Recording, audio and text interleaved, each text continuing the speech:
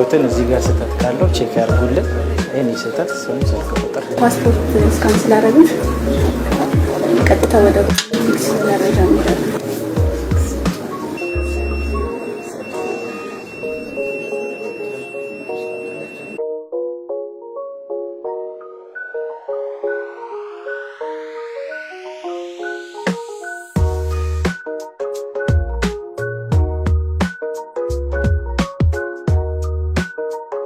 በዚህ ዓመት ኢትዮጵያ የማንሰራራት ዓመቷ ጅማሮ ነው ስንል አንዱ የህዝብ ምሬት፣ ቅሬታ ያሉባቸውን ዘርፎች እስከ ወዲያኛው በሚፈታ መንገድ ሪፎርም ማካሄድ ነው።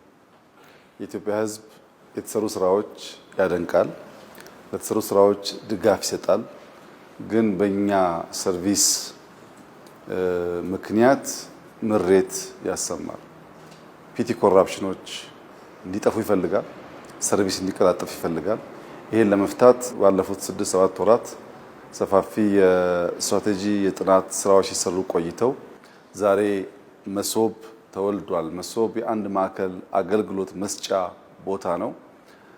እዚህ ቦታ ላይ 2-3 አስደናቂ ጉዳዮች አሉ። አንደኛው ይህ ህንፃ ከዚህ ቀደም የመንግስት መገልገያ የነበረ ህንፃ ነው።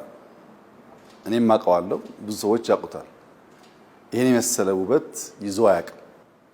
የነበረን ህንፃ በዚህ መንገድ አስውበን አሳምረን ለህዝባችን አገልግሎት ማዘጋጀታችን በጣም ደስ የሚል ነገር ነው። ሁለተኛ የተሰራው ሲስተም ሶፍትዌሩ ሙሉ በሙሉ በኢትዮጵያውያን የተሰራ ነው። ይህን ሲስተም እንድንገዛ ብዙ ሀገራት ጥያቄ ያቀረቡ ቢሆንም ከመረመርን በኋላ የኛ ልጆች መስራት ይችላሉ፣ ሀገር በቀል አቅም አለ የሚል አቋም ነበረን። እንደተባለው እጅግ አስደማሚ በሆነ ፍጥነት ሀገር በቀል የሶፍትዌር ሲስተም ይሄን ሰርቪስ መስጠት የሚያስችል ሰርተዋል። ሶስተኛ እዚህ ቦታ ያሉ ወጣቶች ናቸው። እዚህ ቦታ ያሉ ወጣቶች ብዙ ቦታ መድረስ የሚችሉ እንደሚሆኑ ተስፋ አደርጋለሁ። ከወዲሁ ስራውን አውቀው ስራውን ወደው ስቀው ለማገልገል ያላቸው ዝግጁነት ተጨማሪ ከሂውመን ካፒታል አንፃር እንደ ትርፍ የሚታይ ነው። አሁን ዛሬ የጀመርነው የመሶብ አገልግሎት 12 ገደማ ተቋማት ከ40 በላይ ሰርቪስ አንድ ሰው እዚህ ያገኛል። ለምሳሌ ንግድ ፍቃድ ላወጣ ብፈልግ ንግድ ፍቃድም የፋይዳ ዲጂታል አይዲም እዚሁ መውሰድ እችላለሁ። ፓስፖርት እዚህ አለ። ገቢ መክፈል እችላለሁ። የባንክ አገልግሎት አለ፣ ቴሌኮም አለ እና አንድ ሰው ለአንድ ሰርቪስ በርካታ ቦታ መጓዝ ሳይጠበቅበት እዚሁ መጥቶ እነዚያን ሰርቪሶች አንድ ቦታ ማግኘት ጥቂት የተሳካላቸው ሀገራት በከፍተኛ ኩራት ከሚናገሩባቸው ሪፎርሞች መካከል እንዲህ ያለው ስራ ነው።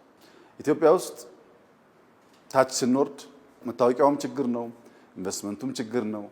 የስራ ማግኛ መንገዶች ነገሮችም ቀላል አይደሉም። ቢሮ ይዘጋል፣ ስብሰባ በዛ ይባላል። ሰዎች በቀላሉ ሰርቪስ አያገኙ።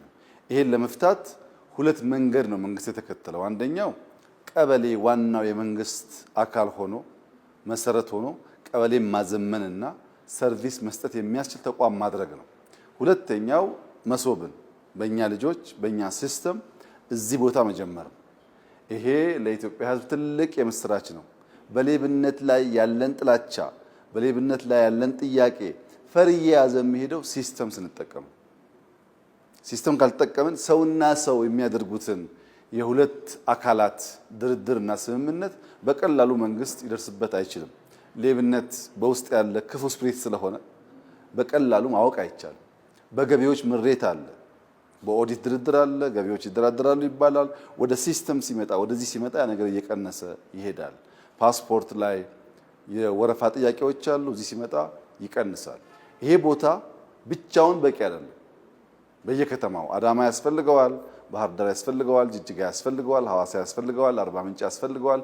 ሁሉም የክልል ዋና ዋና ከተሞች እና በርከት ያለ ሰው የሚኖርባቸው ከተሞች እንደዚህ ያለውን ቦታ እና አገልግሎት መስጠት መጀመር አለባቸው። ያ ሲሆን ህዝባችን የሚረካበት፣ ሌብነት የሚጠፋበት፣ ስራ የሚቀላጠፍበት፣ ኢንቨስትመንት በፍጥነት የሚያድግበትን አውድ በኢትዮጵያ ውስጥ መፍጠር ይቻላል ማለት ነው። ባለፉት ጥቂት ዓመታት ከሲስተም ጋር የሚያያዙ ዛሬውን ውጤታቸው የማይታይ በዘላቂነት ግን የኢትዮጵያን ኢኮኖሚ ለመሸከም የሚያስችላቸው ስራዎች ሰርተናል። ለምሳሌ የኳሊቲ ኢንፍራስትራክቸር ኤኒኮያ የሚባለው ተቋም በጣም ትልቅ አቅም ነው ለኢትዮጵያ። ከጥቂት ወራት በፊት ተመርቋል። እዚሁ አካባቢ ነው ያለው።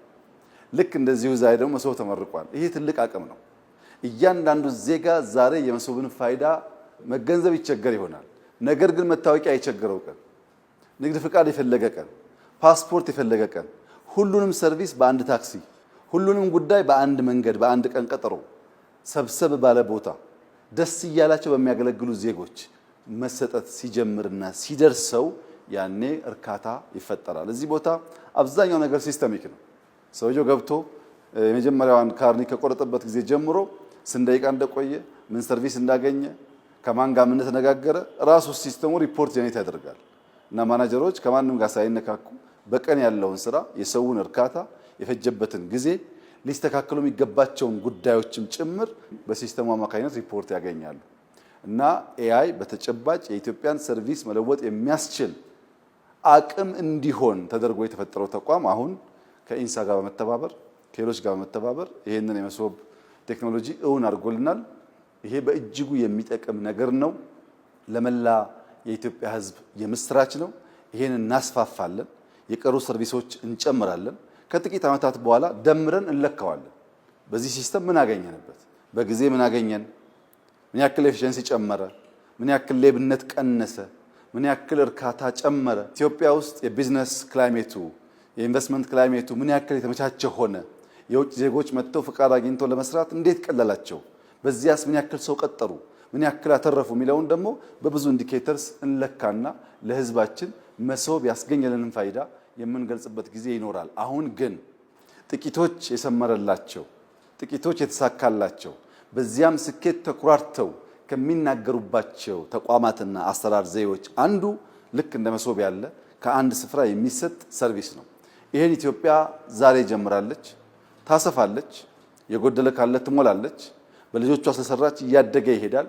የኢትዮጵያ ሕዝብ እርካታና የሌብነት ልምምድ እየቀነሰ እንዲሄድ ይህ ሲስተም በእጅጉ የሚያግዝ ስለሆነ ዜጎች መጥተው እንዲጠቀሙ፣ በጎድለው ፊድባክ እንዲሰጡ፣ ሙያ ያላቸው ሰዎች ተጨማሪ ሀሳብ እያመነጩ ሰርቪሱ እየሰፋ እያደገ የኢትዮጵያን ጥቅም በሚያረጋግጥ መንገድ እንዲፈጸም እንዲያግዙ አደራ ማለት እፈልጋለሁ። በቅርቡ የካሳንቺስ ኮሪደር አስመርቀናል። መሶብ ከዚያ በብዙ እጥፍ የሚታይ ፋይዳ ያለው ስራ ነው። ይህን እያንዳንዱ ዜጋ ሲገለገልበት እየተገነዘበው የሚሄድ ይሆናል። እኛ በጣም ደስ ብሎናል። ለህዝባችን በዚህ ዓመት ሰርቪስ ማዘመን ማሻሻል አንዱ ቃል የገባነው ነገር ነው። ቃል የከበደ ነገር ነው። ይህን የከበደ ነገር አክብረን መፈጸም፣ ቃላችንን መጠበቅ በመቻላችን ፈጣሪያችን እጅግ አድርገን እናመሰግናለን። በብዙ ደስታ በብዙ ሐሴት መሶብ መጀመሩን ለመላው ኢትዮጵያ ህዝብ ስገልጥ በታላቅ ደስታና ኩራት ነው። እጅግ አድርጌ አመሰግናለሁ።